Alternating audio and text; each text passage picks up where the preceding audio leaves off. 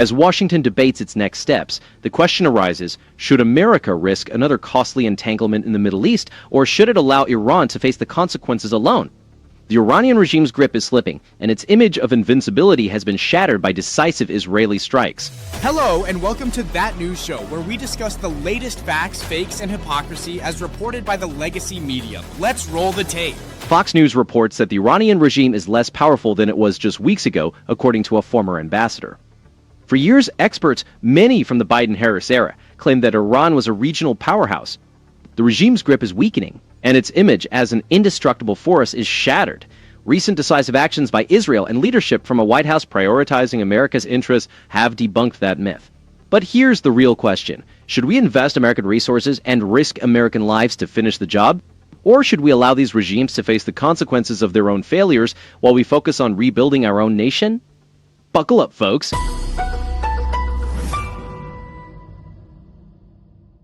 Before all this started in the last 10 days or so, Iran was very, very close to the ability to produce a nuclear bomb and possibly even connect that to a missile to be able to deliver it. So that has already been set back dramatically.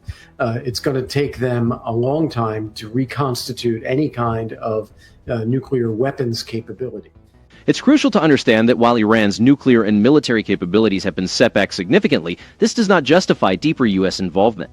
Also, the recent strikes have not only weakened Iran's military position, but have also exposed the regime's vulnerabilities to its own people, many of whom are young and increasingly dissatisfied with theocratic governance.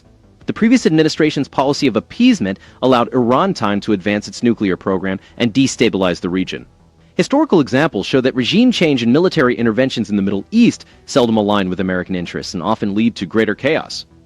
This situation underscores the effectiveness of a nation protecting its own security interests over relying on protracted international negotiations, which have historically only emboldened Tehran.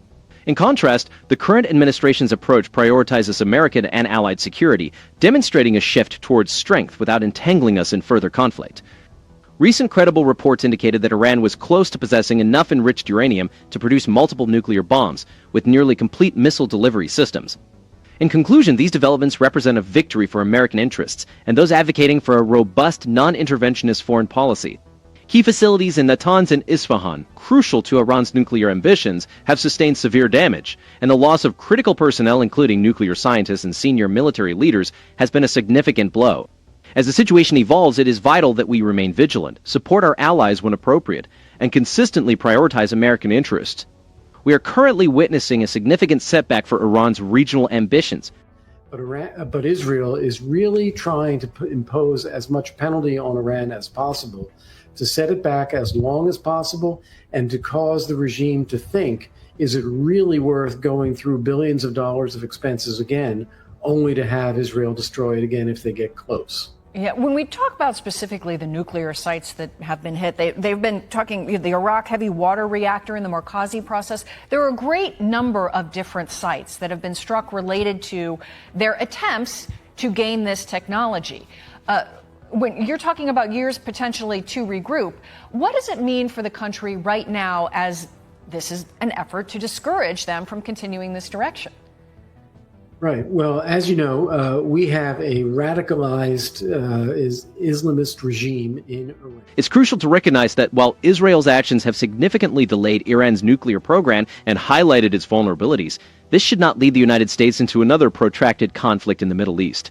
The past 2 decades have shown that military interventions and regime change efforts have drained American resources, cost lives, and destabilized the region further.